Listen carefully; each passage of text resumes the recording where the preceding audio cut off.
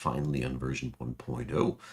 Been on my watch list for quite some time, and one of those games which I didn't mean to play before it left early access. And yeah, did spend some time today already.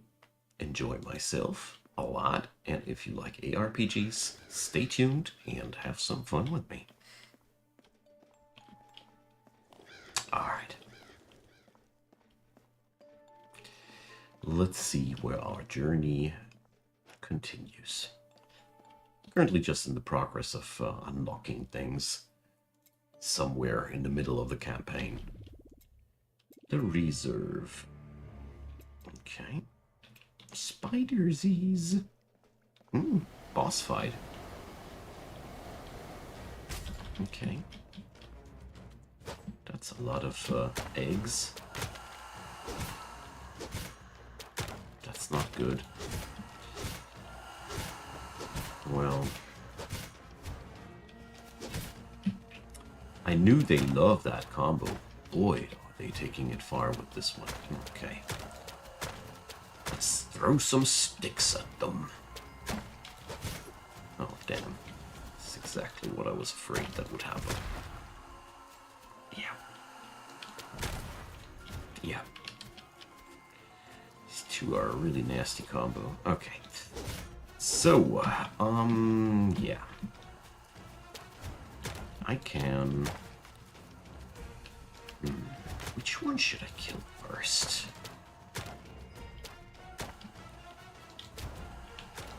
It's easier to dodge them from a distance.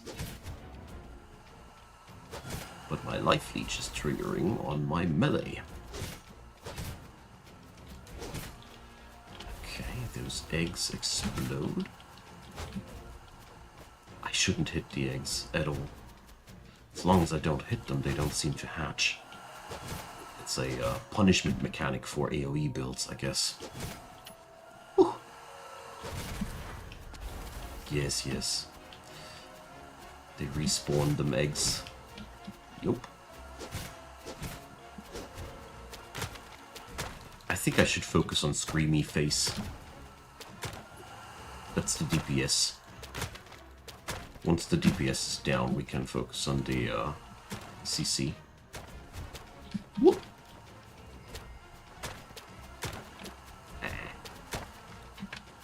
Luckily, the knight is relatively tanky. Ah, dang it. Although, I mean, I can use these eggs as a method of healing myself.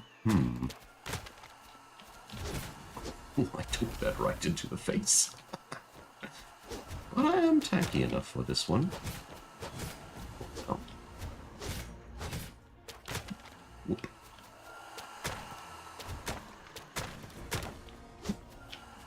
Meh. Luckily those nets, they don't hurt that much.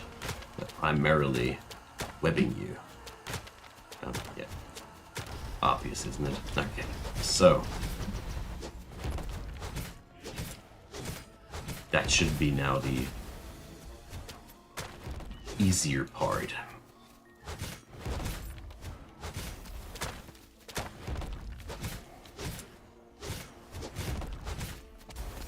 So that explosion doesn't really hurt me too much.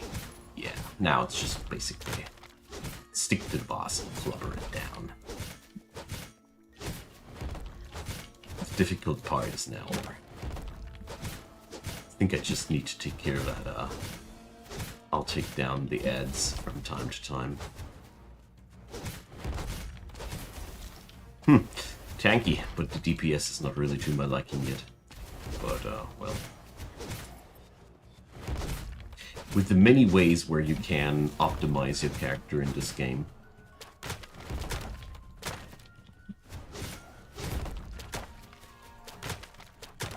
I haven't done much yet. Great game, by the way, in terms of optimization depth and such.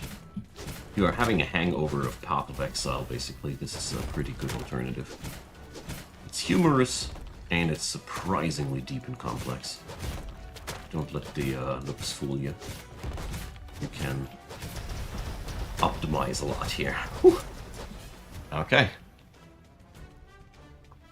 That was fun. That was a really, really fun boss battle. So let's just loot that stuff. Get out of my face, you. Need to configure my loot filter. Okay, Boyar Tactics, welcome. Happy to see you. Okay, whew. Got this. Can I farm these actually? Technically I can, but got better things to do. Okay. Oh, we not going to town? Interesting. I didn't expect to have to go through dungeon after that boss fight, but I don't mind. So, let's,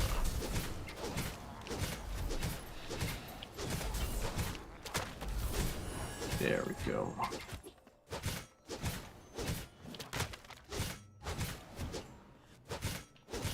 I am happy to see that I have hit a good spot for the sound so far, or here rather.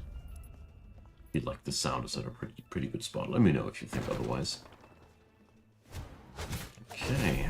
It's the modifier. Enemies have increased damage and move speed for every other enemy in radius. Oh, pack tactics. Nifty.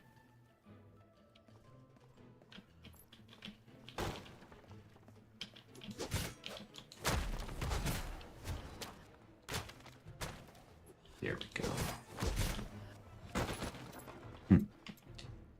Looks like centers to go.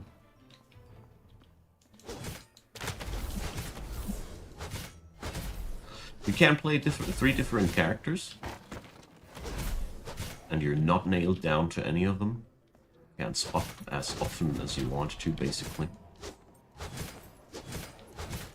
So far, I'm really having a blast with this one.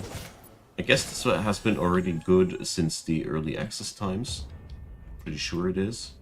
But, yeah. In the past few years, I just haven't had the spirit in me anymore to play every early access. And I've begun to bench certain games and put them onto the waitlist. So it happened to the Slormancer.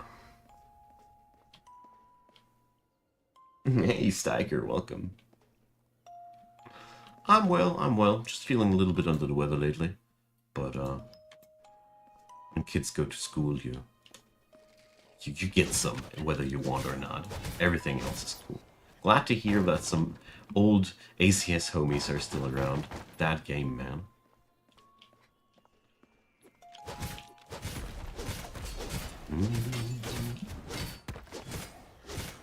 I think I'm going to go towards the exit here.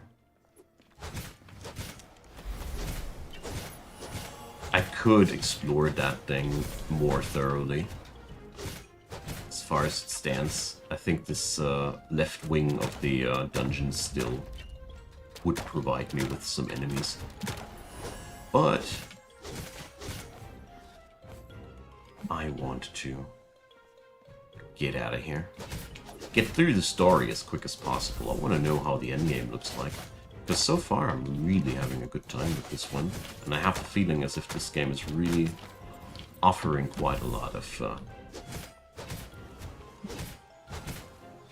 distraction.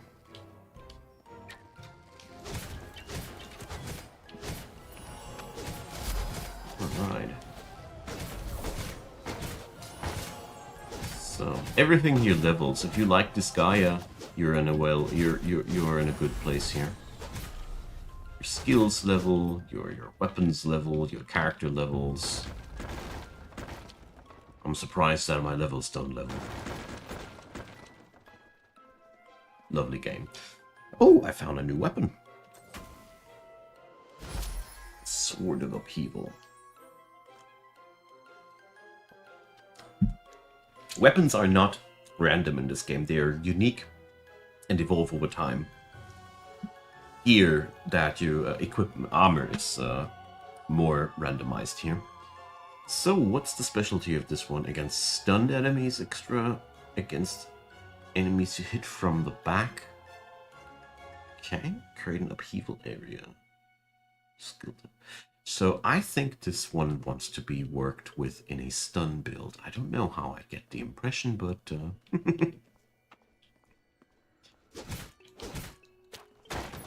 whack. So, hey Biz. No, it's not conditional. It's not branching. You just level it up and it gets stronger and stronger. And gaming fatigue, well, I don't know. I've been like that since forever. When I was a kid, I sometimes spent 12 hours a day on the computer, and I just the best time in my life. Pretty autistic, by the way, so I guess that makes you work like that.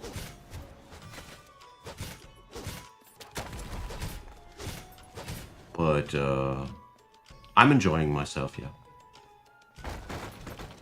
Pretty much made for the gaming industry or something like that, I don't know. So, here we go. Bang.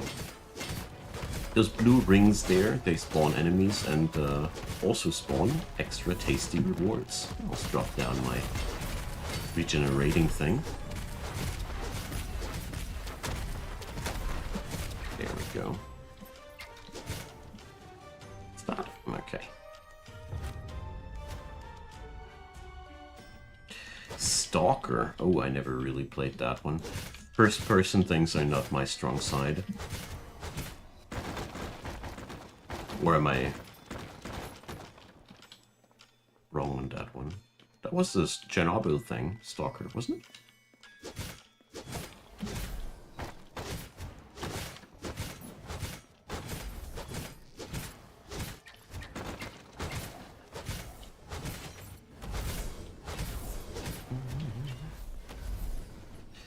There we go. Oof, that's a big one.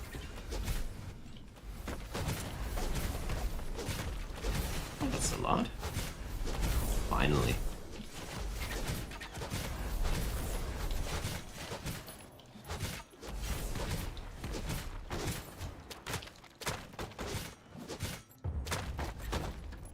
There we go.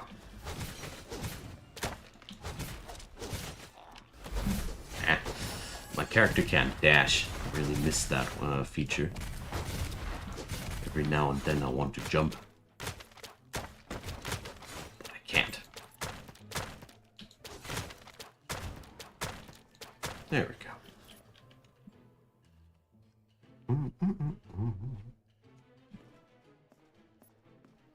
Okay. Got that one. Hey, Paperboy. Oh well, I just don't enjoy most first-person things.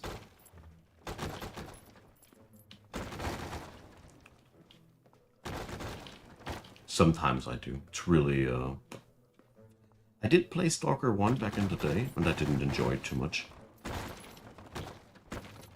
Don't know how a remaster would stand nowadays. Just not so really my cup of tea. So...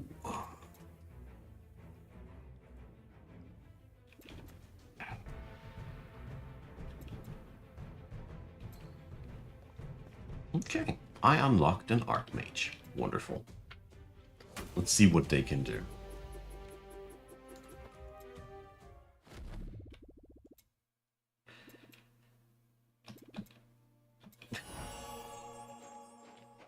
Okay. So far I'm just clearing through the story mode and so you now own several Slorm Reapers. Mm-hmm. Yes, I know.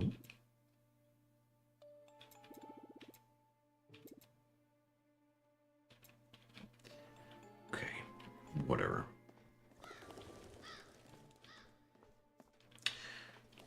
Well, there's a few games that I like in the first-person shooter genre, for example, System Shock. That is the kind of first-person experience I really enjoy. Therefore, Stalker could be something, but it was a little bit more heavy on the shooter side. I don't know. System Shock was more on the RPG side, if you get the feeling that I mean. So, Olorin.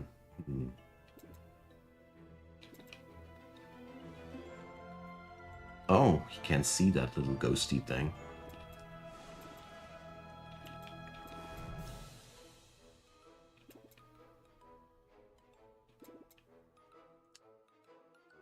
Okay.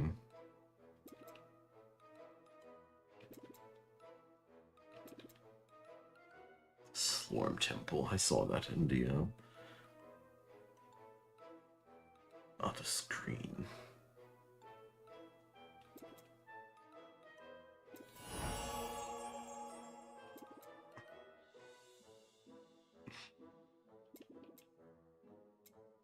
Okay. Love this game.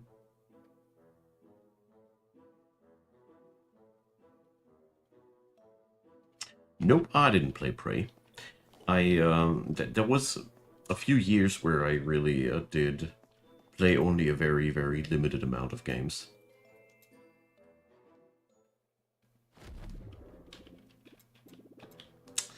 Okay.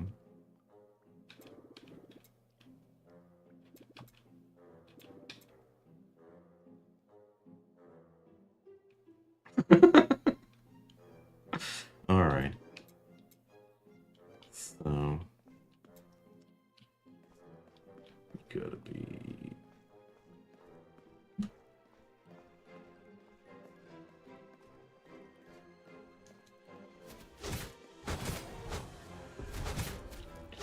Well, yeah, should be good with me that way.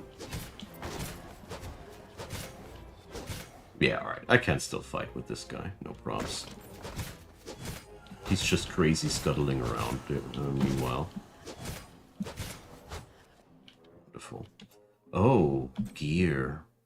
I've been skipping out on that. Okay, let's just change out epic for epic. Oh, this one I need to analyze a little bit more closely. Currently, I'm just upgrading colors, you know. No blue boots yet. Okay.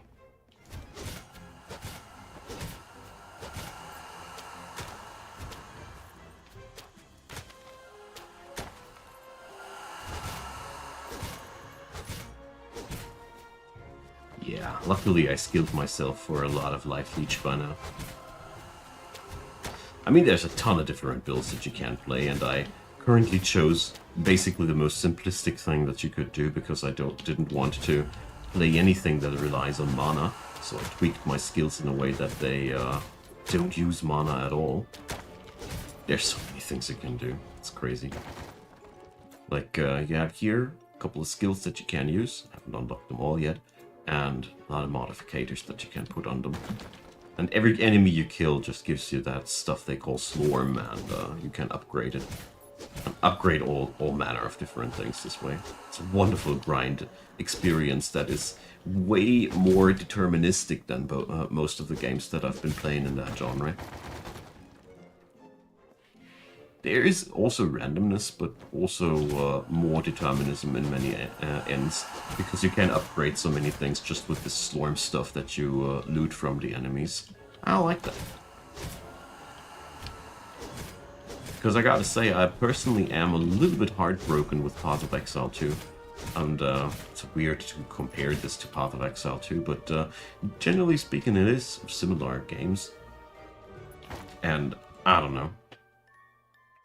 I really am very sad to see what kind of games so far Path of Exile 2 has become. I didn't even spend my time lately with it anymore because, yeah, it's one of those games that expects me to only play that one particular game anymore, and I don't think that is a wise choice nowadays. Gamers want to be free and want to be able to play whatever they feel like. And binding your customers to one specific game, that works less and less well. Experience, at least. Maybe I'm wrong about that, who knows.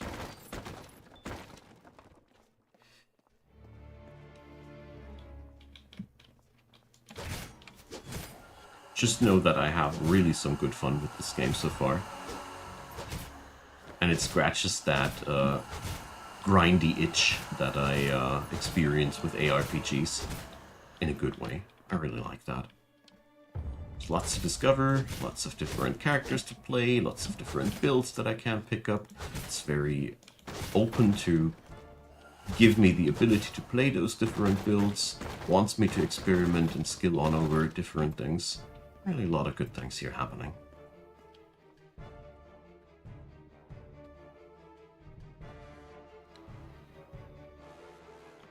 Yeah, well, Path of Exile took a lot of really good decisions, but nowadays, forgive me, pardon my French, I feel like they're taking the piss on their customers nowadays. They don't listen to what the players want and just try to force down their vision of the game down their throat. I mean, to a certain degree, it is pretty cool as a game designer when you have a vision that you want to put to life. I get that, but I don't know. Games are supposed to be fun and not another job. I already got way than enough work in my life. And the only things where I feel like that's okay, that's PvP and esports. Because that's where I challenge myself in playing against other people. That's where it's okay to be try hard as hell and be unforgiving with your time management and being like, yeah, this guy just trains more than me, that's because that's why he's smashing me. That's all where this is all cool and all, but I don't know. With ARPGs, don't know. Somehow not my kind of cool. Certainly am happy for everybody liking stuff like that, but recent reviews of Path of Exile 2 were a little bit bad. Path of Exile, Cataclysm, oh boy. Oh, I want to play CDDA again so badly, but everything I read is just bad. And the last time I was around the game, it was not even fun anymore, except you were using a gun. It feels like they are shoehorning you more and more into a certain playstyle in Cataclysm, that you are ought to play like this. And game feels less open than before, in terms of experimenting around and playing crazy things. Maybe I'm just bad at it, who knows. But I had a lot of more problems playing a melee character than ever before in the recent patches that I played.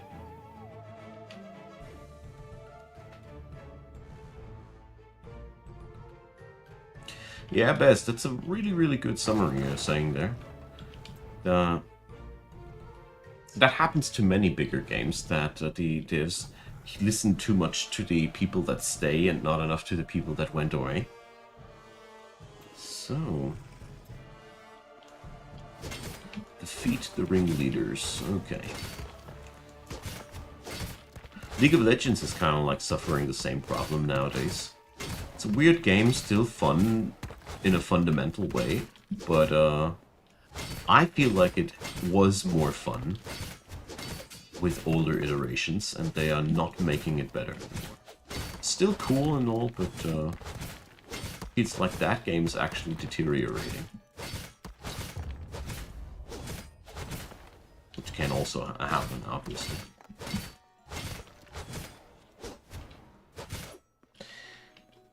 WASD, Bearseen, you're referring to the latest changes in the League of Legends control scheme? Or am I wrong about that? Am I reading this wrong?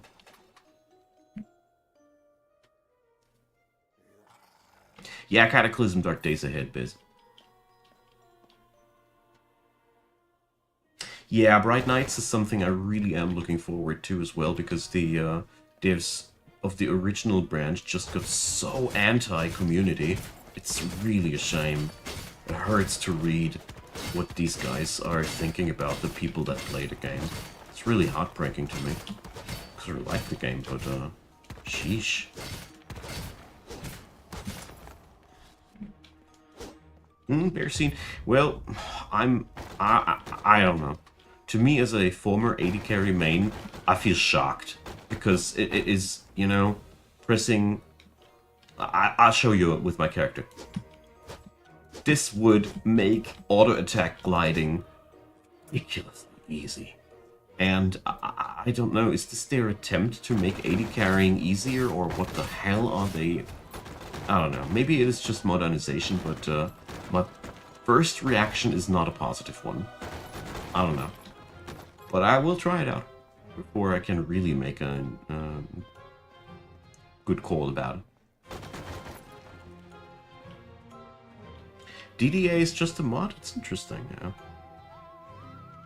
yeah. Well, the Dark Days Ahead devs are basically changing the game to their own liking. And if somebody is coming up on the Reddit subreddit about the game, not liking that or criticizing that, or even just bringing constructive criticism, they usually get whittled down by, yeah, then make your own mod of the game. It's free code anyways, shut the hell up and take it the way we want it. It's up to you to make it better if you want a different variant. We make it the way we want. And, yeah. There's a couple of really weird happenings in between where people just made constructive approaches to things, to changes, or just flat out not liking that certain things got removed or simplified or complexified, and yeah, there's not much discussion room with the current devs. Then there was the Steam release of Cataclysm Dark Days Ahead, which also created a lot of controversy in the community, because the money is now flowing to a couple of people which certain parts of the community deem not the ideal representative of the game, and yeah, it's just a big gossip show. I don't know really what's there. I just know that the quality of the game kind of like deteriorated under all that, because it feels as if there were just a lot of arguments. That's the only thing that I really know for sure.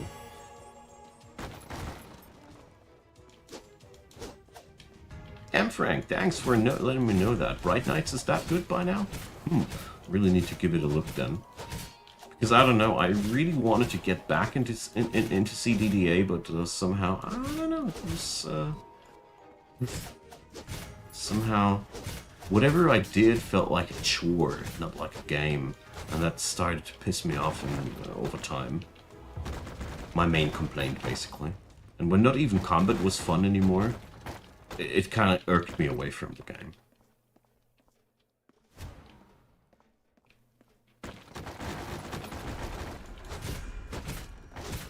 Looks like I got another mission. Because I have a lot of requests on the channel for Cataclysm. Quite often, actually. And I need to inspect Bright Nights if it's to my liking.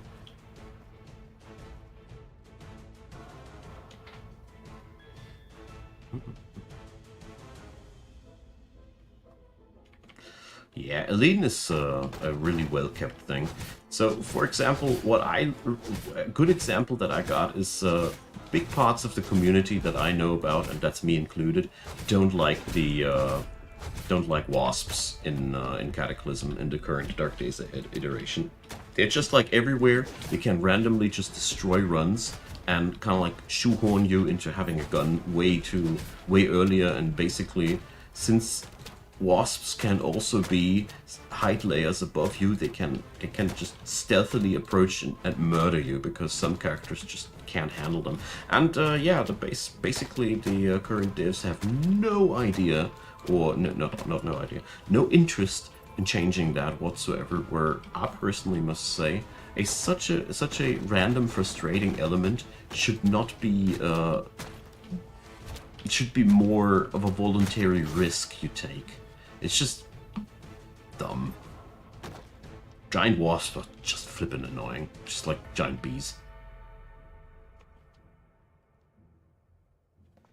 Yeah, the missing features, that's kind of like what I'm afraid that I will be missing too much, but yeah, I'll give it a look. Because I kind of like am a little bit sad that I didn't like the current iteration so much. I mean, I haven't tried Cataclysm since a year or so, so the latest version I am actually not really aware of how it works. But, yeah.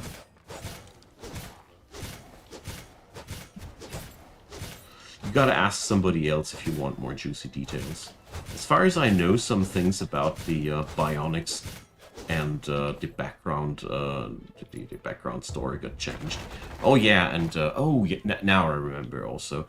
One change that a lot of people didn't like, me included, was that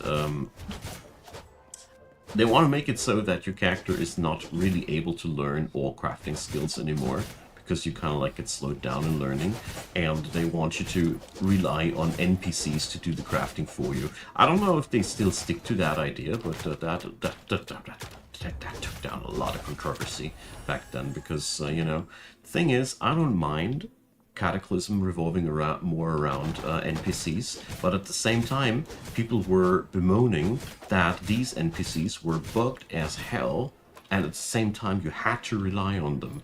And that is a bad move. Make it only a part of the thing when it actually works, but yeah. It's experimental, they say. Don't play experimental if you don't want bugs, blah blah blah. It's just a constant back and forth where the community tries to be constructive and the devs are kind of like very, very quickly pissed about criticism. Yeah.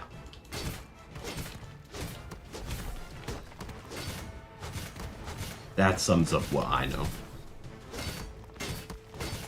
Then I wanted to make some more tutorials, and then I realized that I'm not even able to melee down zombies anymore, because they get instant counter attacks when you get close to them, and you're kind of like forced to use a spear nowadays because everything else is just getting too many counter hits, or you get or you only fight or you only get to fight once you have a real sophisticated weapon.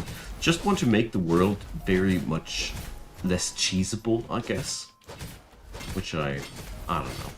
I come from roguelikes like Dungeon Crawl and such, and seeing a horde of zombies and not being allowed to fight it and wrestle it down and loot them afterwards until I am so and so strong.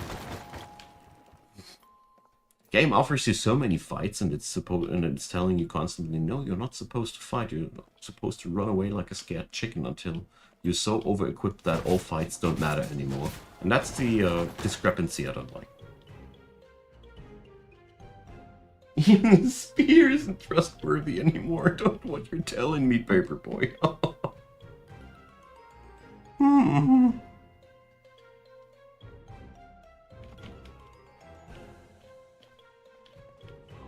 Gameplay is don't play. Exactly. And that's what's bothering me. They made it worse and worse. Everything got more and more horrible, and you're not ever supposed to win against it. It's, they remind me of a DM one of my pen and paper buddies told me about. I had never had the joy to play with that guy, but he told me about one of their pen and paper sessions where they basically had an unsolvable encounter with an elvish sniper who was stalking the party at the dead of the night during a snowstorm, and the elvish sniper was able to walk over the snow, see through the dark, kill everybody through the blizzard, and the party basically had no chance whatsoever. And it was one of the most horrible experiences of that player, and he had such PTSD that he kept repeating the story years after years, and I gotta say, it's one of the worst DMing sessions that I've ever seen. But Cataclysm kind of like behaves like that as well. They just can't accept that at some point we maybe get to win the game. They just don't want that. And that's sad. Kind of sad. Because the best sandboxes are those that you can ultimately completely abuse and have fun with. My personal verdict. But enough about Cataclysm. This game here is a good chat game, obviously. Seriously, I'm enjoying myself here so much. Hope you guys have a good one too. So, Manga Weep, any game recommendation for a barbarian lover? How can I interpret a barbarian lover? What kind of game are you looking for, Mr. Weeb? Maybe I can actually whip up something. Maybe not. I'll give it a try.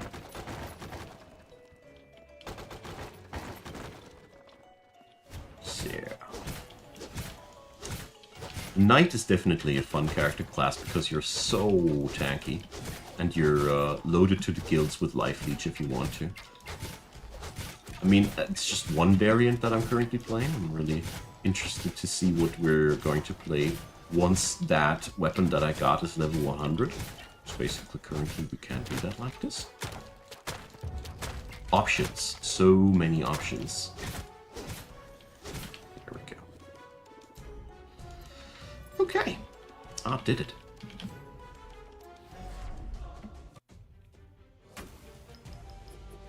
You just want to hit stuff with an axe.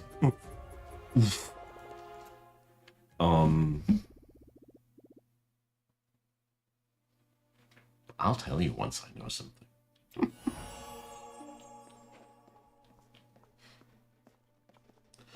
Okay.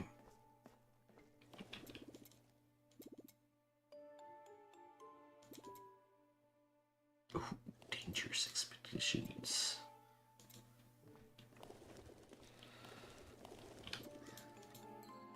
So you can now change the wrath levels of your expeditions. I see, I see. Oh. 20,000% max life multiplier.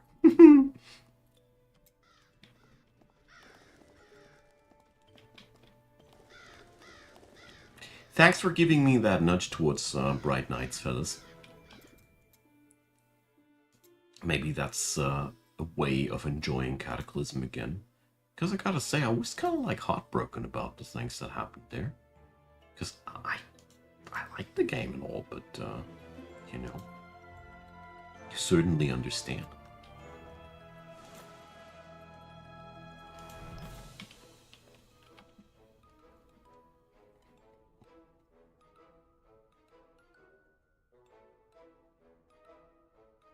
Ranger, there is a Cerulean update basically already available. The beta you can play. I think it got now made easier to access it. Maybe if you right-click it in your Steam library and you go into properties, you can already openly access the beta. If not, you need to look up the Discord server of theirs. They have a link there. I don't know. M. Frank, yeah. Well, I'm always looking for good games. It's a passion hobby of mine.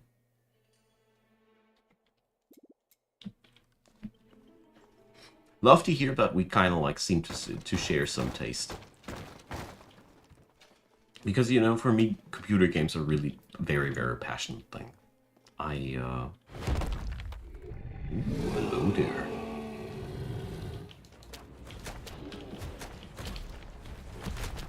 So I have to kill the boss. Okay. Interesting.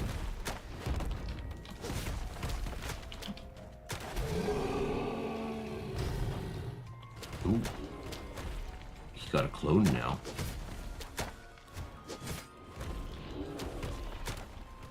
Luckily, I can throw as many sticks as I want to, but yeah. I have to be in these inner cycles as well, circles as well. Woo! Lovely. Lovely dodge gameplay here. Boss design in this game is really fun, if you ask me. It's, try to hit Grotogram, okay. Will do, Mr. McRibbed. The humor of this game, by the way, is really cool. I am very easy to please by things like these. And, after being annoyed by the, pretentious, badassery of Path of Exile 2. I mean, Path of Exile 1 I love from the bottom of my heart. And I gotta say, the people that write the lore for Rayclast and all, game's not really living up to them anymore. The lore is by now better than the gameplay. What my personal verdict is. Woo. This guy will be a very, very spicy hot dog once the difficulty level is upscaled.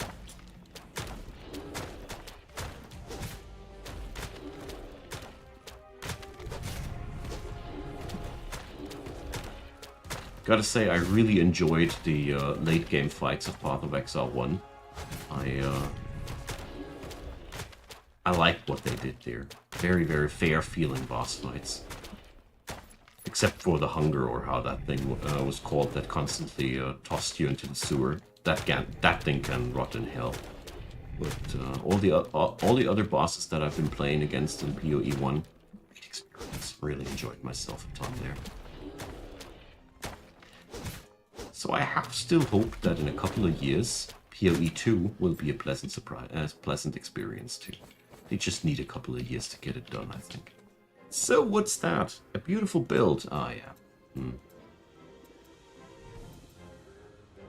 And we didn't find what we were looking for again.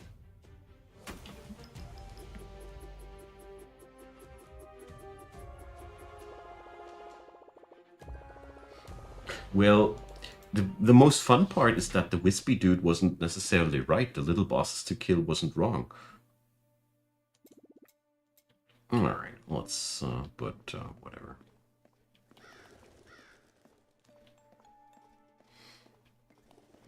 So... He's actually wearing that hat. I took the hat from the boss from the previous chapter.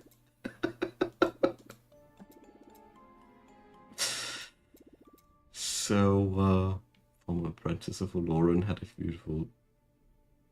Alright. Yeah. Okay. Mitrium, I did that try last Epoch when it was still in early access, but somehow I didn't get to try it out too much when it was released in 1.0. I don't know why, but my problem was I didn't like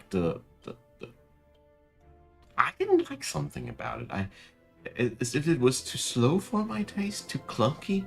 I don't know, something with the controls always felt a little bit off for me. But I should give it another try another day. Thanks for the for that, I think.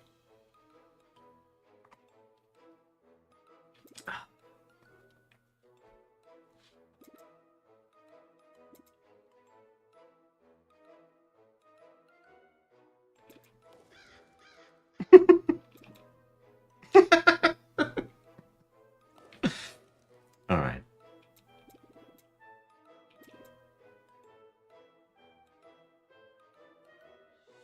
So we're going to cleanse this tower now.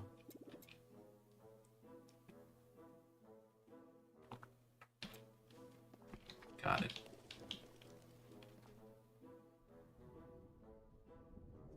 Hey, Bonflare. Yes, I did. We probably read the same review, and I gotta say, it's not. It's not a lie at all. You have a really deep thing a deep menu which allows you to upgrade your skills, each and one of them. I mean, this is just my skill that I can drop with my space bar. This is my left mouse button skill, my right mouse button skill, plus a few others that I haven't even tried yet. I have 3 character classes. I have 3 specializations per character class that I can freely change. That change this one here.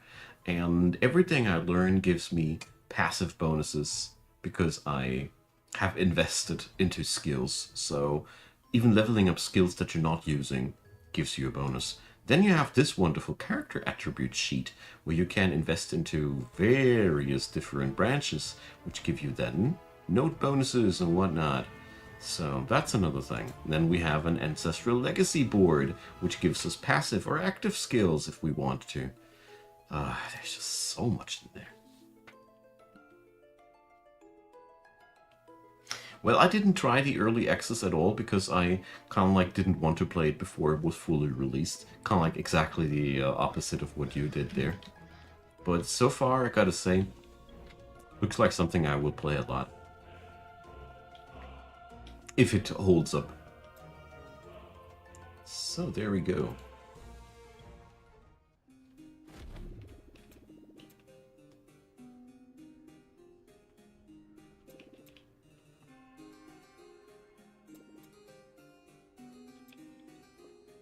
Okay. To me, the really interesting question is, how does the late game of this game look like? What's the end game? Is it fun? Because that's really more one of the make or break things. Okay.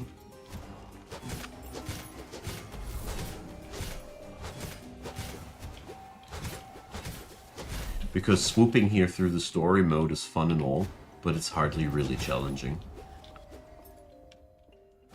I mean, I'm not really investing too much into my character development. I'm still running through over most things here. Just here and there I'm doing a little bit. But a couple of mechanics I haven't even looked really into.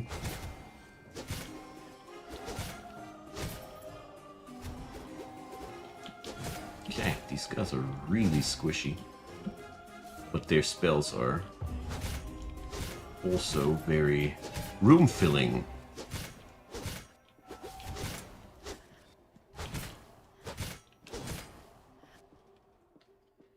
Alright. Oh, I misread that. On Mitrium, he also played the early access of Last Epoch, right? Or no, he also meant this one. No, I didn't misread anything.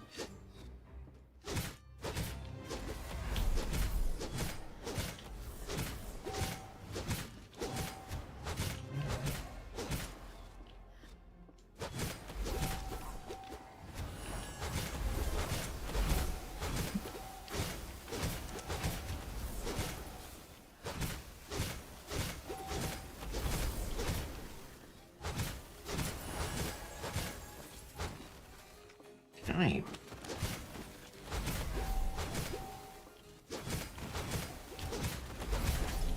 There's a lot of teleporting enemies here everywhere.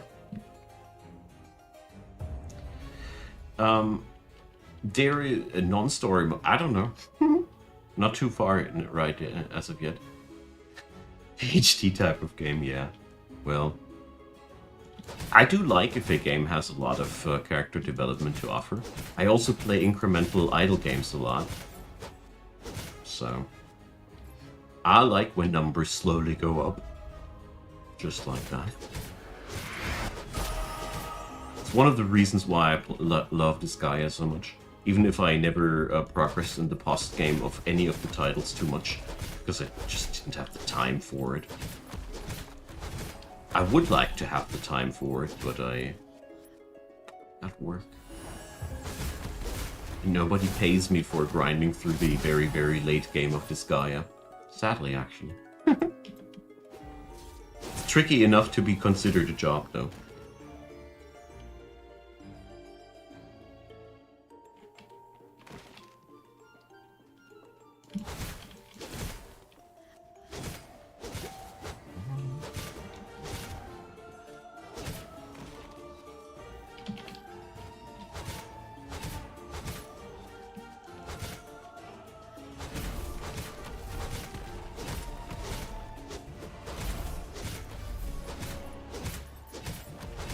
Yeah, so far the Mage Tower is definitely not hard. Enemies are very, very squishy and easily punched down. Current level of life leech is easily getting the upper hand here. So, my secondary skill has a chance to ignore armor. Okay. I mean, in all honesty, throwing a stick is not the most epic of all secondary skills. But I'm the one to blame and nobody else.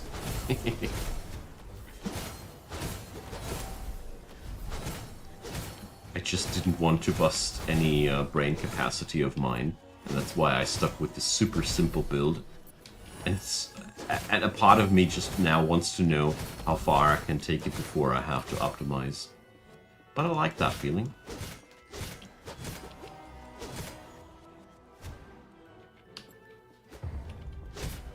Incremental idle games are wonderful. I like long-term things. I suffered about 20 years of my life from depression, and I gotta say, if my mind has nothing to work with, I grow really, really unhappy. And therefore, I like things that keep my mind occupied.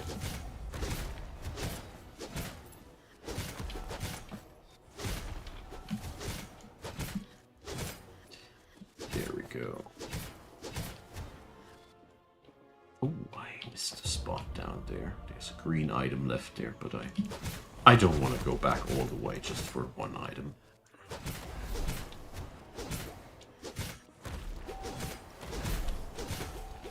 I mean, I assume that once I'm done with the story, I will have some area that gets increasingly more difficult.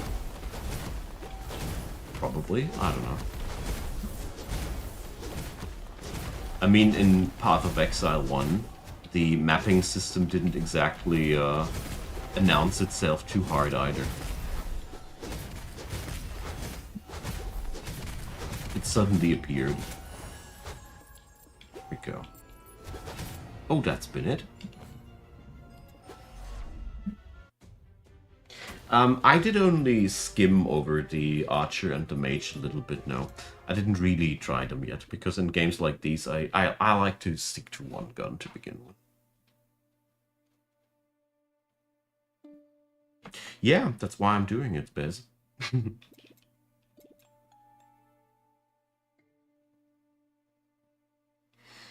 Why did I know that we are somehow going to raid the 4 houses after he noticed them by name?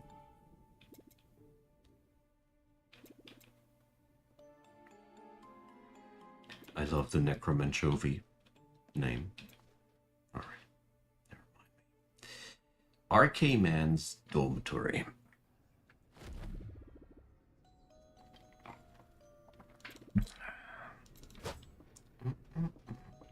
Oh, what's that? Okay. Enemies heal up to full if we don't keep whacking them. Not really a big issue.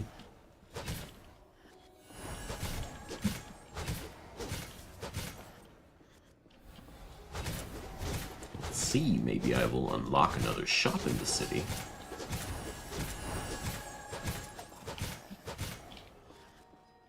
Nah.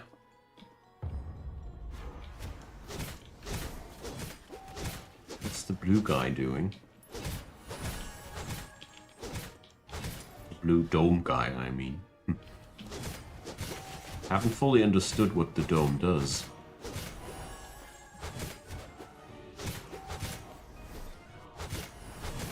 Maybe something with projectiles? Since I'm not running projectiles. Let's next time try to throw a stick into their safety bubble and see if it flies back into my face. Somehow halfway expecting that to happen.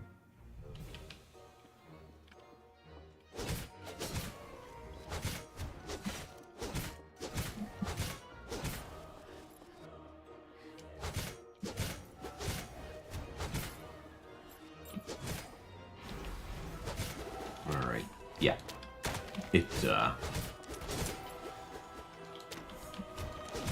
It negates projectiles. At least it doesn't reflect.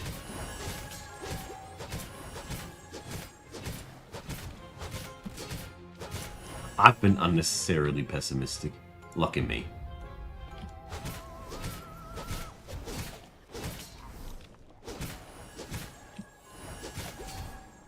Ooh, this one is... the elite skeleton here is actually one of the nastiest elite enemies out there.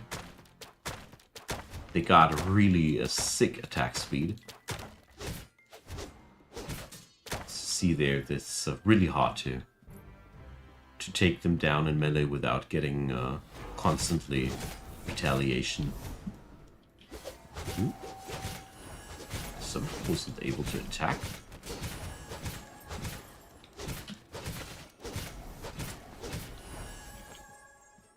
Okay. Yet another elite enemy.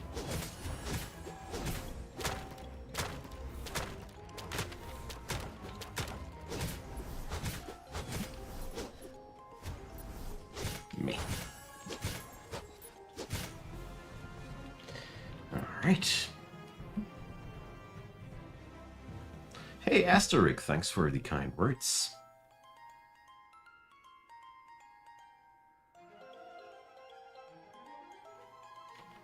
Yeah, well,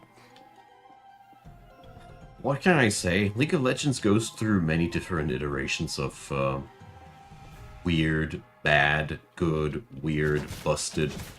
It's just an ever-evolving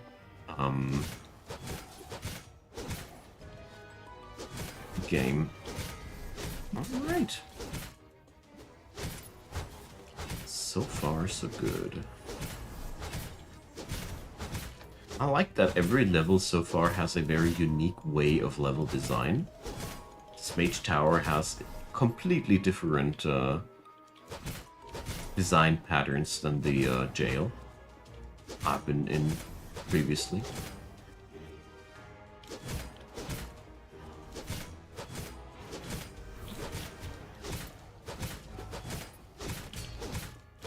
There we go.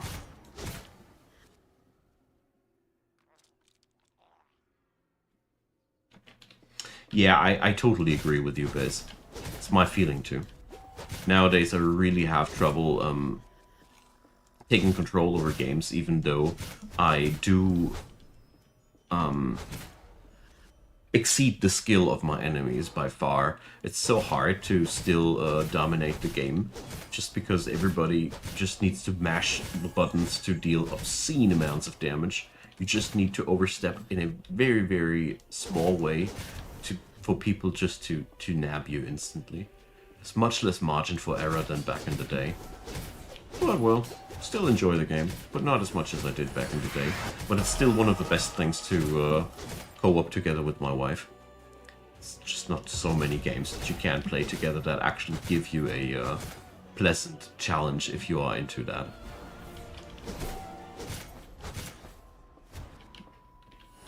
Hey, Grayscale, love to hear that. Yeah, I had the Slormancer on my watch list for a very long time. I just didn't want to play it before it was out of early access. But I do see now that it's probably been one of those early access games that didn't even deserve to be called early access because it was already during early access more than many full release games are. But well, you never know beforehand. Very happy that they made it to the 1.0, and I am planning to do a little bit of informational material as well, because I have that feeling that a couple of guides and such might be appreciated. But first, I need to chew through the game. The progression curve. Story curve. Item curve. Skill curve. I'm sorry, I'm getting carried away. It's late and my brain is leaking out of my ears. So, Enrique the Gardener. Okay, nice. So we get now a gardening mini-game too. God, this game. Let's see what the Gardener can do for me before I get carried away.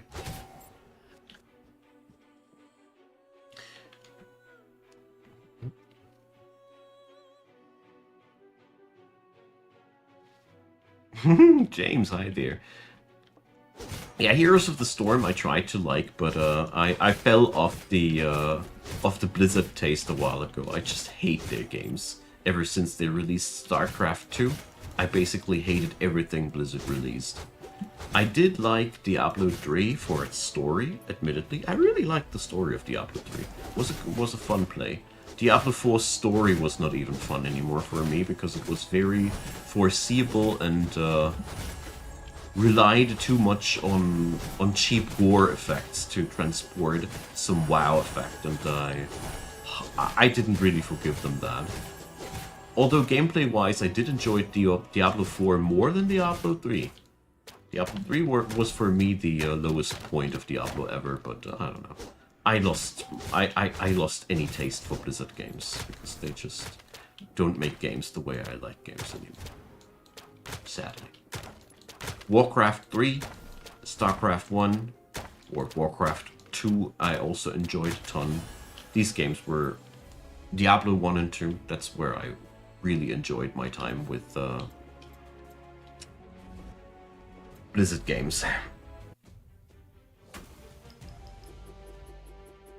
Mitrium Dota was one of the games I really tried to get into, but I never got behind their very different itemization scheme and the much bigger map. And oh boy, I really tried to like it, but I somehow didn't manage to.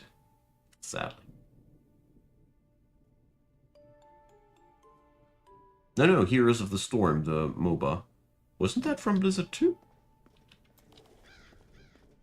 Wasn't that the one with the mashup of all the Blizzard characters in it, or am I mistaking that?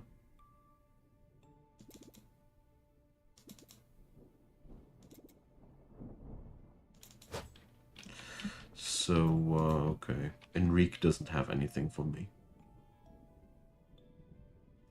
Diablo 2 was so great for me.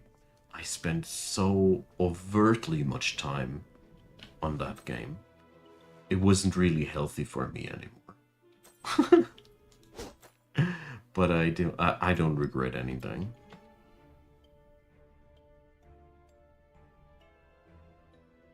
Sticking points? I can't follow what you mean with that.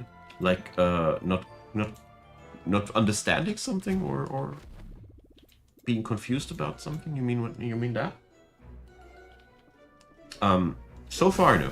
So far the only thing that bothered me is that sometimes they use keywords they don't explain. Maybe you can help me with that, Grayscale. So let me show you. So for example, here I can add in dazed on my sword, but I don't get dazed explained. Do I need to look it up somewhere in a different menu, or is there a trick to get the information in? Do I need to enable a detailed tooltip setting in the settings or something like that, which I haven't found yet? This is really something that I was wondering because it bothers me a little bit. I need to hover over the word?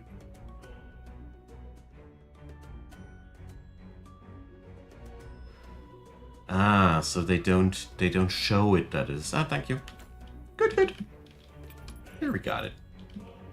Nice of you to ask.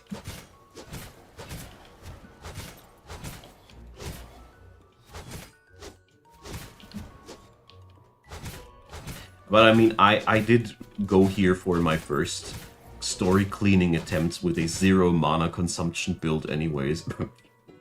Build.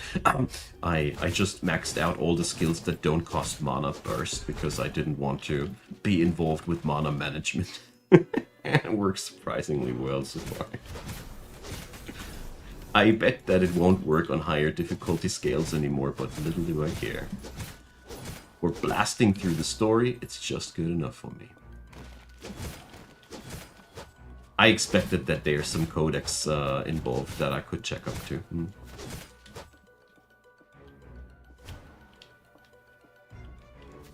But the context-sensitive thing is much better, yeah. Well, one thing that I really want to check on out, if I can get that on Diablo 2 Reborn, or what it's called, is mods. I really need to check back what kind of mods they got currently, because modded Diablo 2 was one of the experiences that I didn't experience enough back in the day. There was so cool mods, but yeah. When the remaster of Diablo 2 was originally released, or however we want to call it, when it was freshly released, they didn't have any mod support, and Blizzard denied or didn't want to implement mod support. But I heard you can mod Diablo 2 Remastered nowadays, and there were some really cool mods that were basically entire overhauls of the game.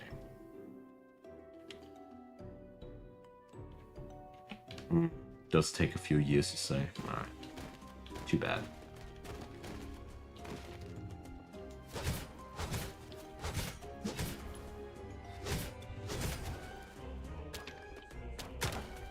Because I remember a couple of mods that I played back then that increased the complexity of Diablo 2 by a lot. A lot. It was amazing. I enjoyed it so much. people were hardcore geeking out on this game, and it was so much fun.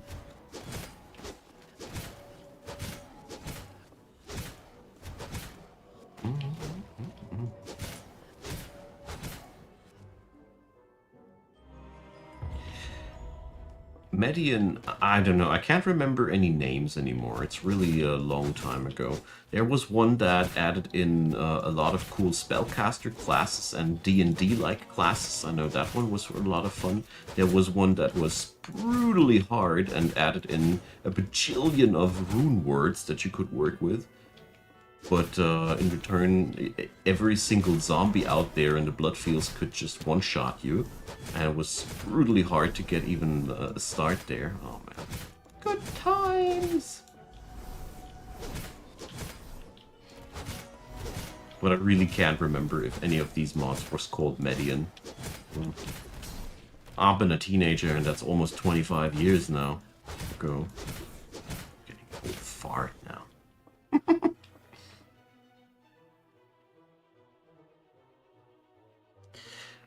Victor Vran, I think I did start it a while, back when it was newer, but I dropped it due to time issues. You hear that a lot from me, don't you? So, yeah.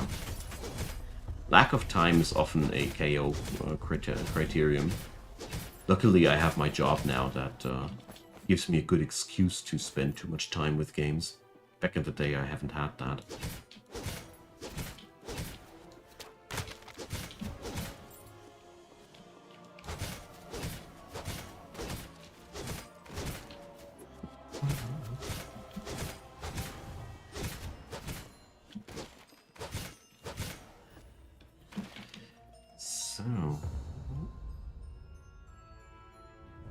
Yeah, that was the Vampire Hunter ARPG. It was a shame that that whole franchise didn't take off more, because I really liked what they did there, but somehow it got stifled and died down back in the day. I do remember that I played Death Trap, which was a tower defense-like game that was playing in the same universe as Victor Brand. Was basically the tower defense spin-off of that. Also enjoyed myself with that quite a lot. The Sobbing Bedsheet. How very, very scary sounding.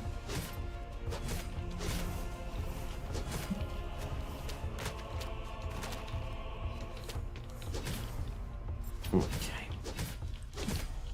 Those witches let attack-denying fields float on the ground, which make it impossible for me to use my primary skill. They're quite annoying. There we go. Oh, time for a drink.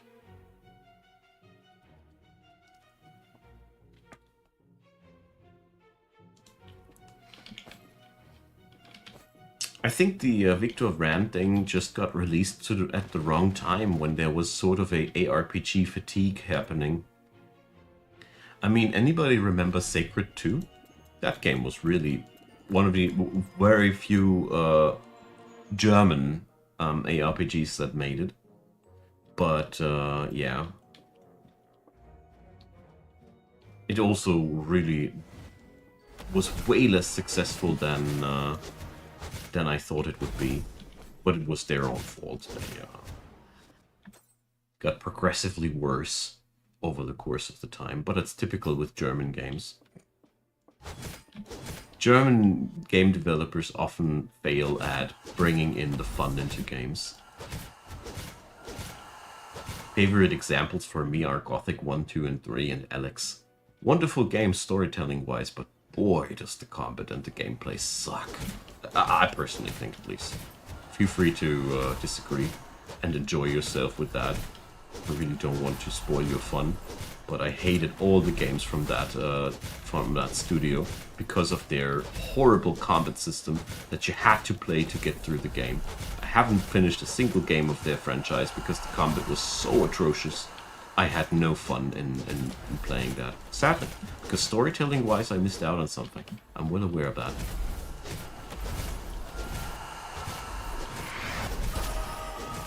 Ooh.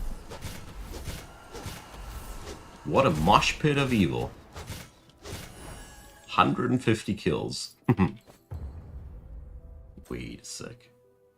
Pure stats offer a better effect than normal stats, are quite difficult to find. So, plus 120 raw damage, exclamation mark. It's actually quite sick about that.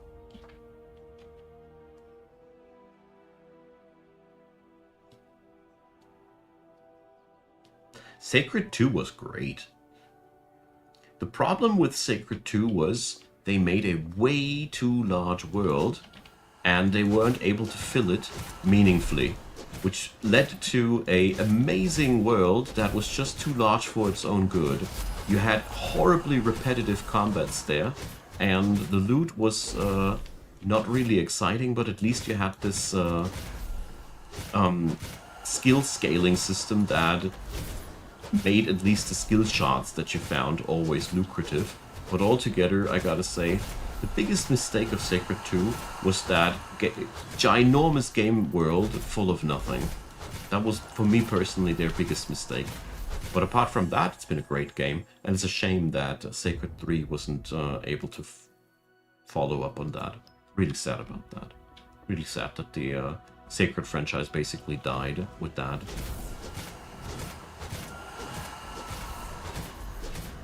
Really enjoyed playing Sacred back in the day, but I never was able to finish it because I wanted to explore the world completely, but I always got bored out eventually, sadly. Because there was just not enough happening in all the grind and in all the world to explore. At least that's been my problem. So, geez. Whew. A lot of screamies. Okay. I got the emblem. Really need to configure my blacksmith that he transforms all the gray loot here into crafting materials, but I didn't have the stomach yet to configure it and read through the things. Yeah, I just say that the zones were too large for my taste. I somehow skipped out attention-wise in the Firelands back in the day. I remember quite well, because I just felt bored by the permanent exploration.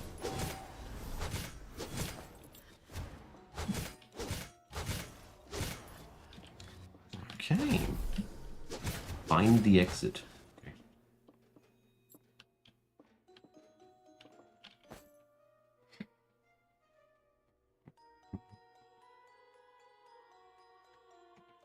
Yeah, well, it was one huge map, but it was divided in certain zones, nevertheless, that had different geographic characteristics, like desert, ice, grasslands, and so on.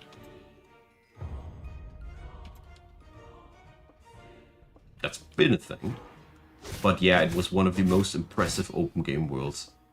Definitely. Especially since it's been happening during a time where things like these were not really standard.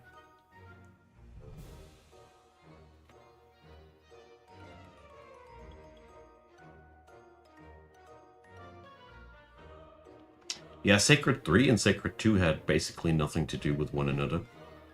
One thing was a action arcade-like game, and the other thing was a ARPG as we know it. Just two completely different games, and it was probably not the wisest choice to brand it Sacred 3 if it was nothing like Sacred 2, except for playing in the same world. I mean, they got even Blind Guardian on Sacred 2 to perform in a song. And if you are a little bit into metal, you know who Blind Guardian are. If not, you missed out on something. They made great music. But, yeah. Don't know what happened with Sacred 3. It was one of the weirdest things that I experienced. Ever. There must be a very interesting marketing story behind that.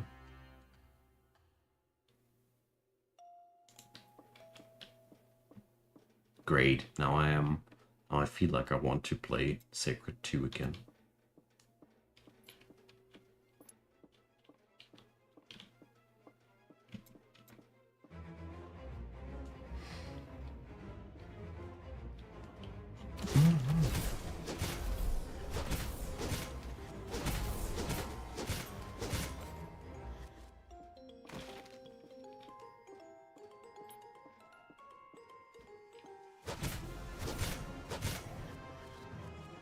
Yeah, find the exit, they said.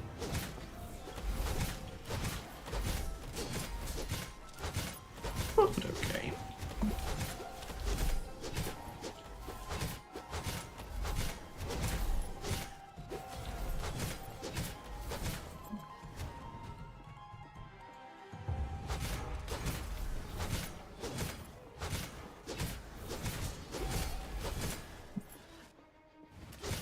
I guess I'm by now completely over-leveled for this area, as I usually am in games like these, because I just have that tendency to wipe enemies, wipe maps clear. You do that, James. Blind Guardian are really cool if you are into symphonic metal and stuff like that. They even made some songs that tried to, or an entire album that tried to do some Middle-earth oriented Lord of the Rings music. Pretty good stuff. German too. Just like Sacred, that's I guess how the cooperation went together. Unsavory. Yeah, Blind Guardian are awesome. I feel so too. It's one of those really timeless, excellent bands where all parts just fit together so well. Love bands like these, where there's just harmony in all involved parts.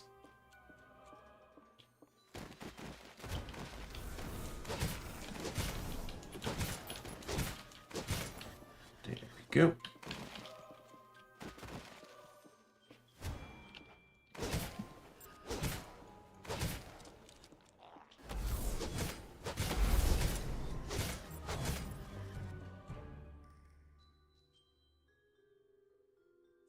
I have no clue if there were actual notes for the music for the that was featured in the Lord of the Rings books, because actually Tolkien did write a lot of poems and music for his works.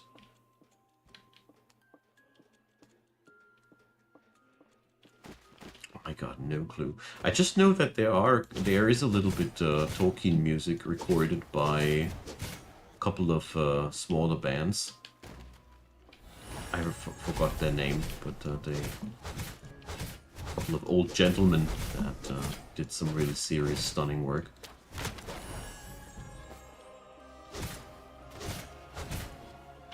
I only know that they had something with Tolkien in their name.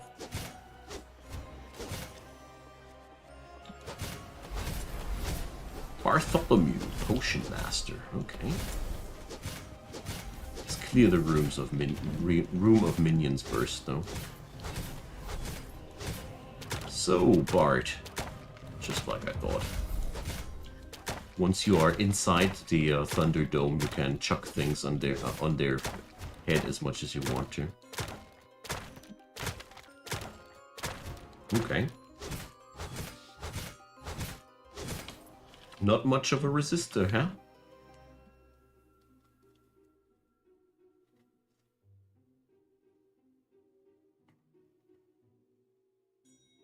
I never played The Surge or even heard about it. I have to look it up after this stream.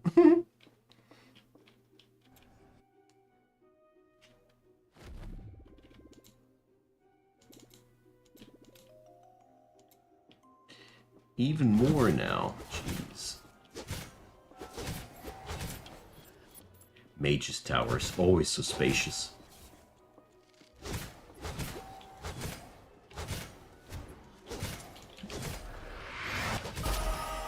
Alrighty.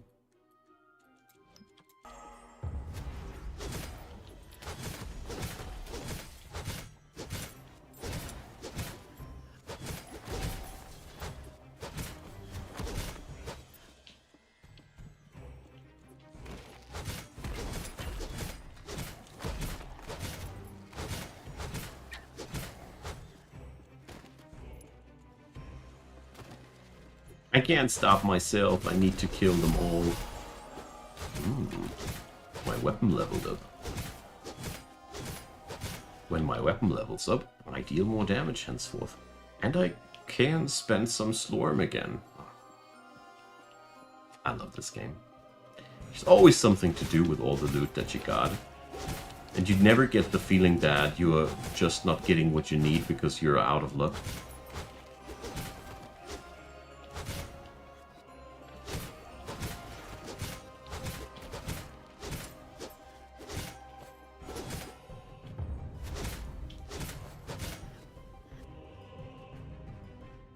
Oh.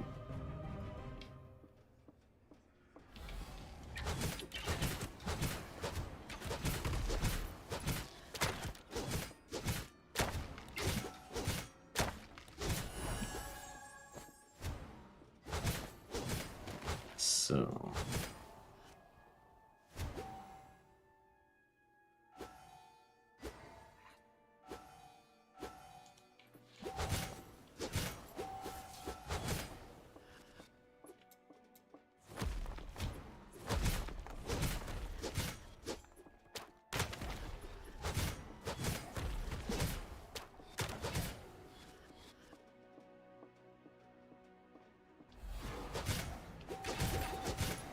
First time that I have a level that consists out of 3 levels, if I remember correctly.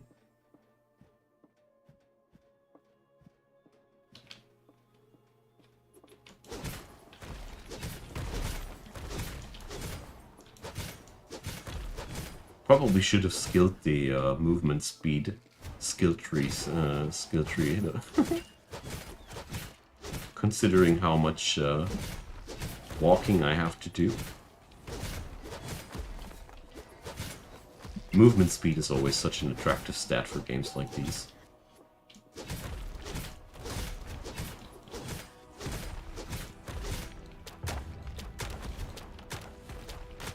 Even if you don't want to avoid combat close up like I do, you're still happy by just moving through the level faster.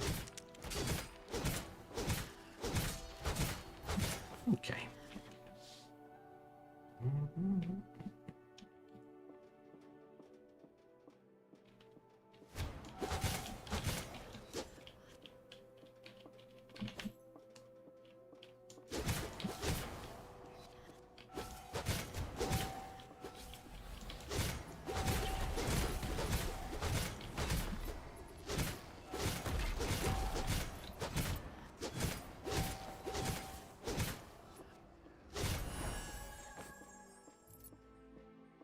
Okay.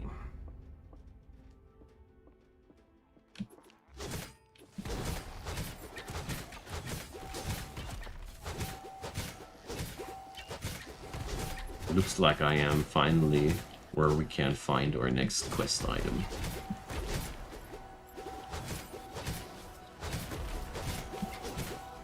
Guys, it hurt me a little bit much though.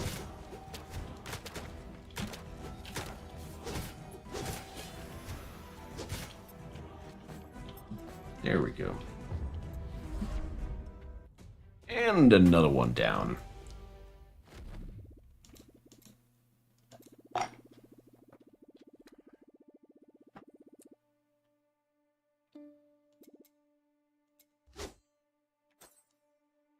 Oh, I should definitely sell something, eh?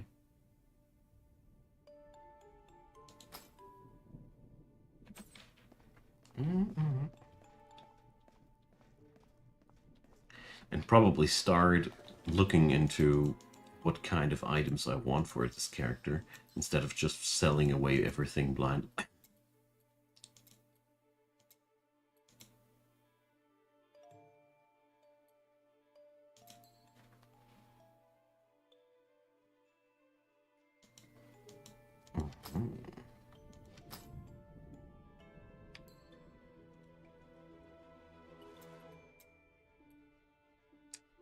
Need to configure my loot filter someday soon, but not today.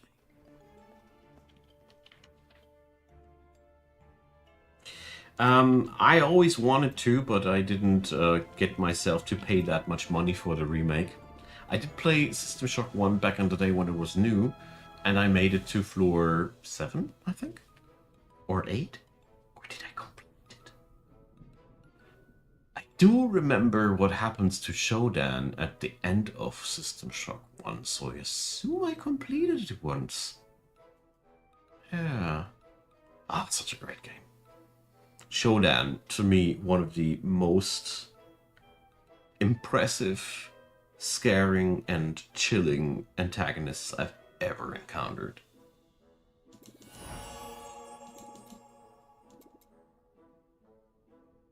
Okay.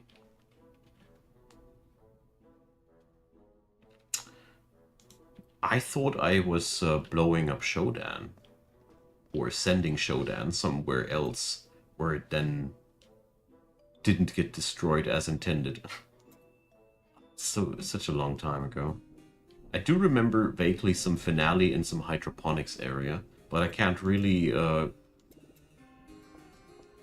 differentiate if it was System Shock 2 or 3, 2 or 1.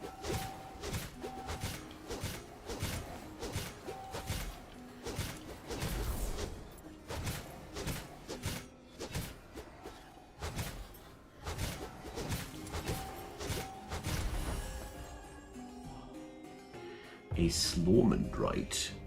Okay.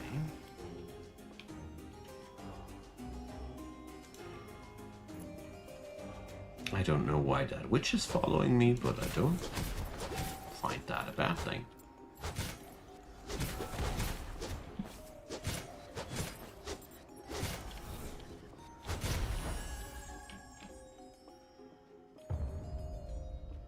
I mean, so far is that whole close all breaches quest pretty cool and straightforward here.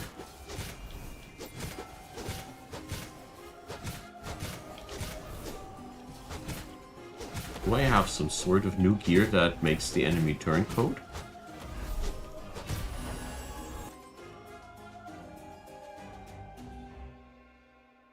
I mean, I did... Where does that come from? Weird.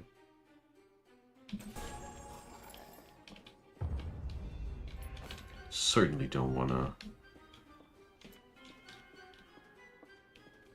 miss out on that, but I don't know why I do that.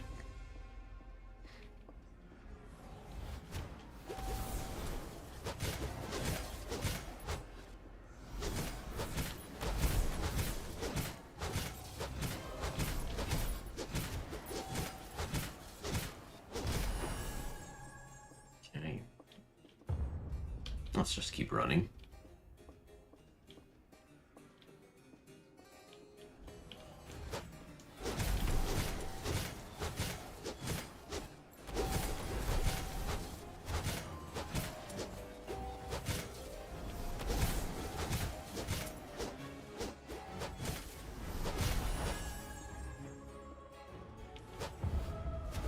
Yeah, well, not bad.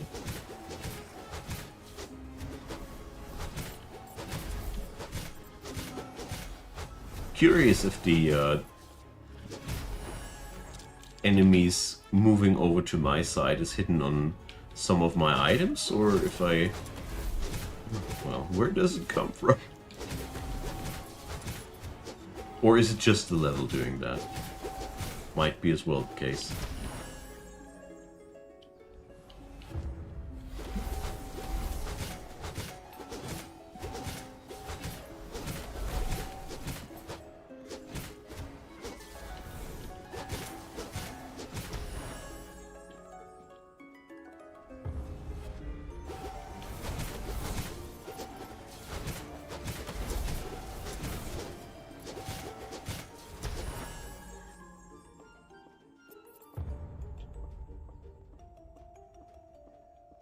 Okay, that's quite a lot of breaches.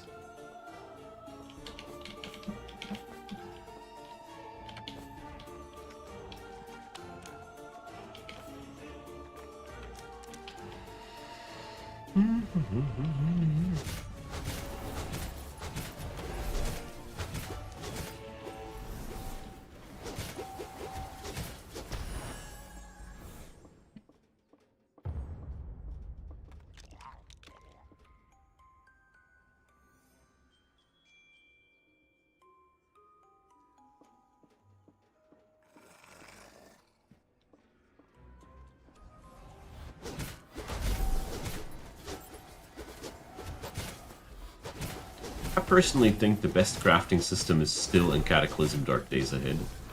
Or maybe Bright Nights is now taking up the scepter, but either way, I really find that this was the best crafting system I ever played around with, minus the clunky user interface that makes things a little bit unnecessarily difficult.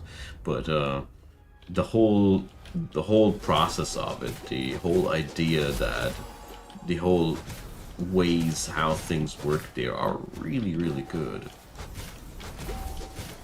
Probably one of the strongest parts of the game currently, in my opinion.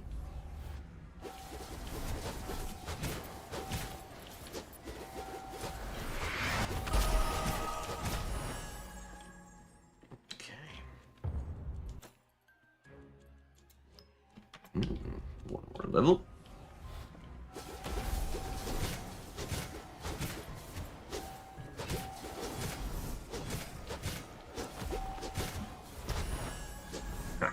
And one more breach, if you ask me. I do have a stupendous army of creatures on my side here. Maybe that's because we're currently... I don't know. I did somehow accidentally skip through the intro text. Usually don't do that.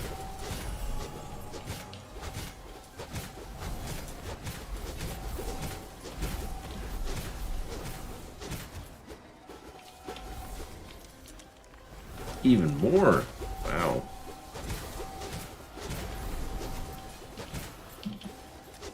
Oh, I think I just saw a yellow one with perfect stats.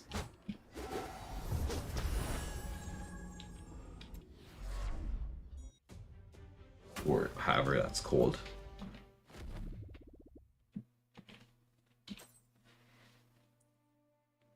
Ancestral strike chance. Mana on hit. Nice.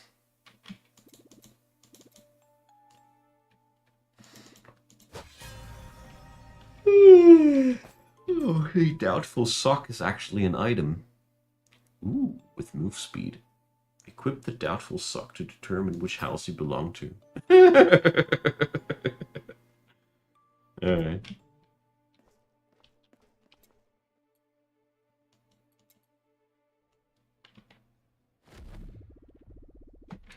Okay. Let's go for the necromanchovies. Oh man, I love that word.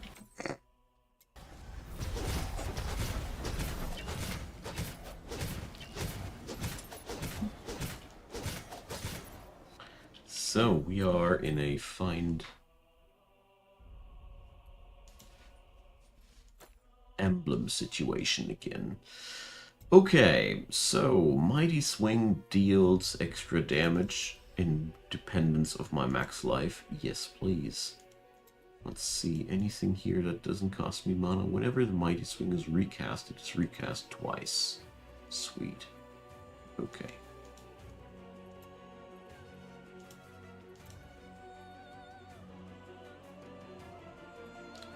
The mana cost of wood stick is reduced to 0 and can no longer be increased. Okay.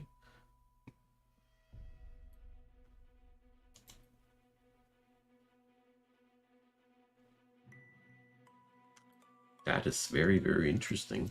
Because that means I can upgrade that and make this thing as strong as I want to.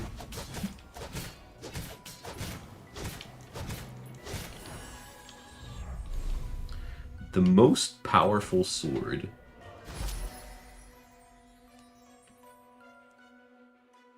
Well, the damage output is fairly decent. A victim.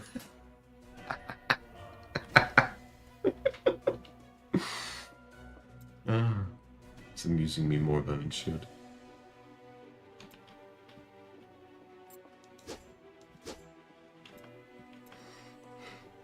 Let's see if I'm dealing enough damage with this baby here. Ooh, yeah, I do.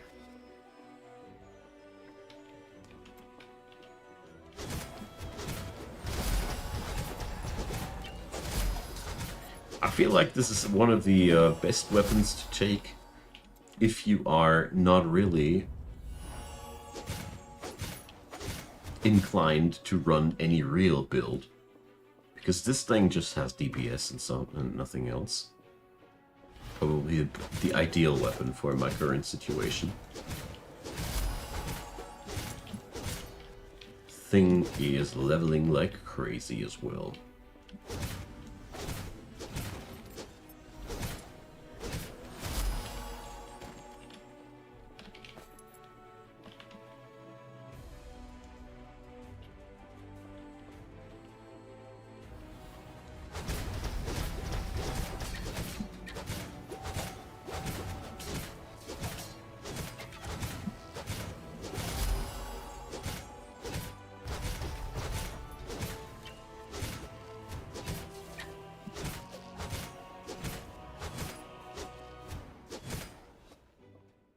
Okay.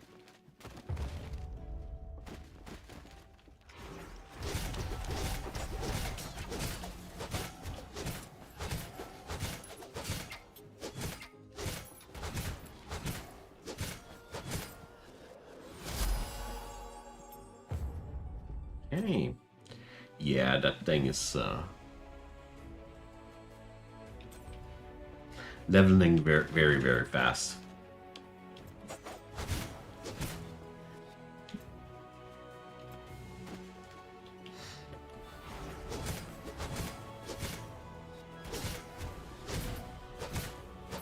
Ooh.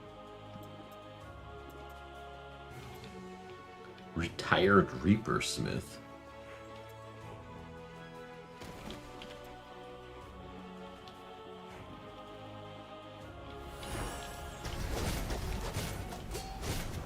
Draco, Necromanchovi's Pride.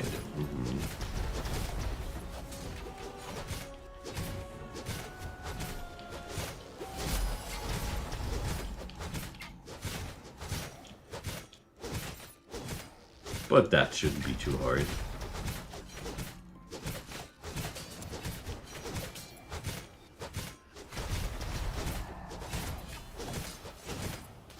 Not too hard, like I said.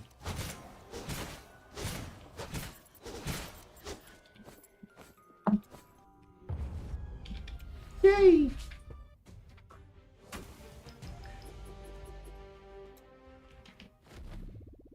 There we go.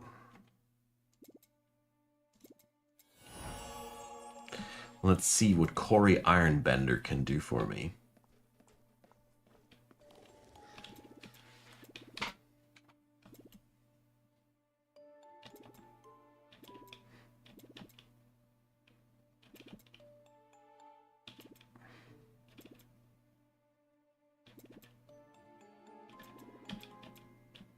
Alright. He definitely will do something for me because he has a hammer icon. But currently, obviously not. Okay.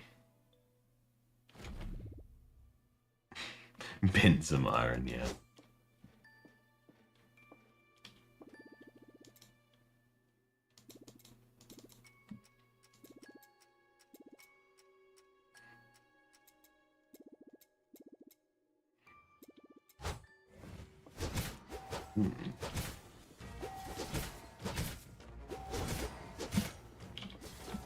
Ow.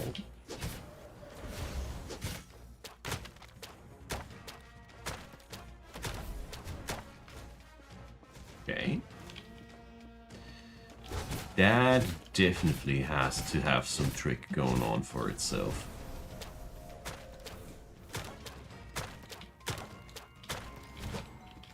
Because I don't believe that that's supposed to be the proper, okay.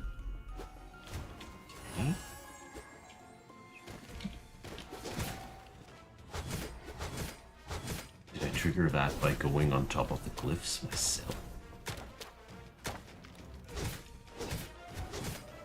He's showing red? Ah, I get a, I need to read his color.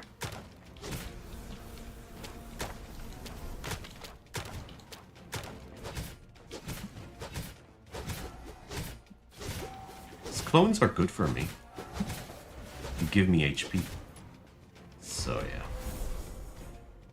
Old man, Your reign of terror is over. Hopefully.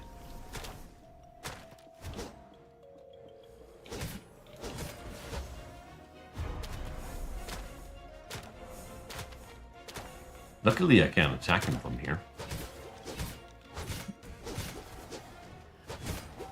So, I thought this would be now the very first time that I die, but obviously I'm not yet.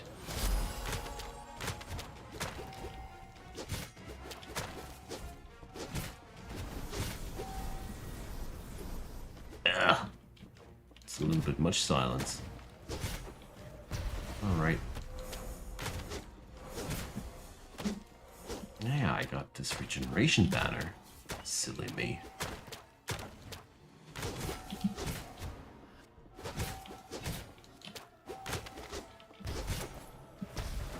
He's blue now.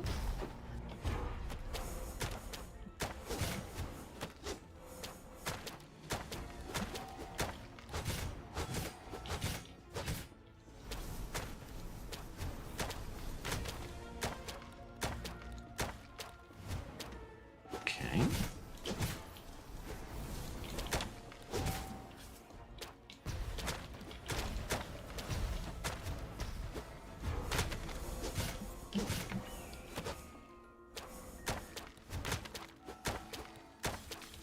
So far, so good.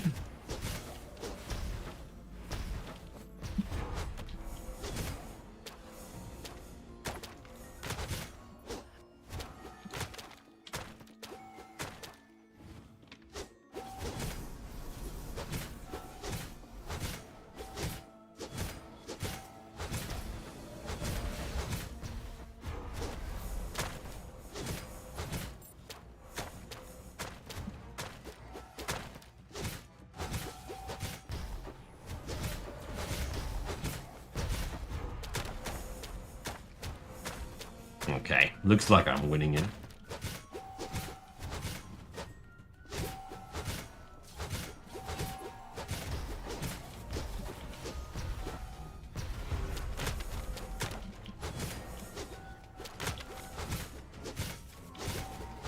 Let's see.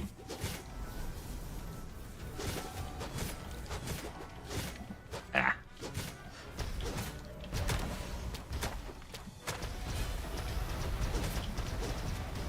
Goodbye, evil twin. Chest of immense vitality. Legendary. Hmm.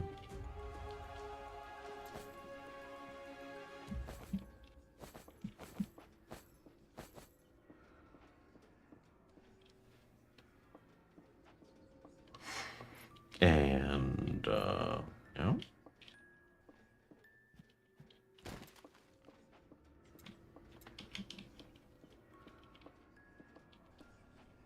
Ah. That one enemy that I didn't notice.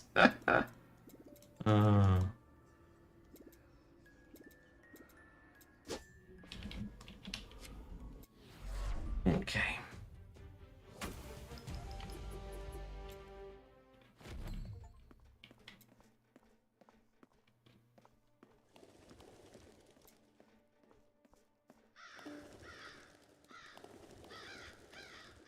So, what did I pilfer for him now? Alaran's staff, I see.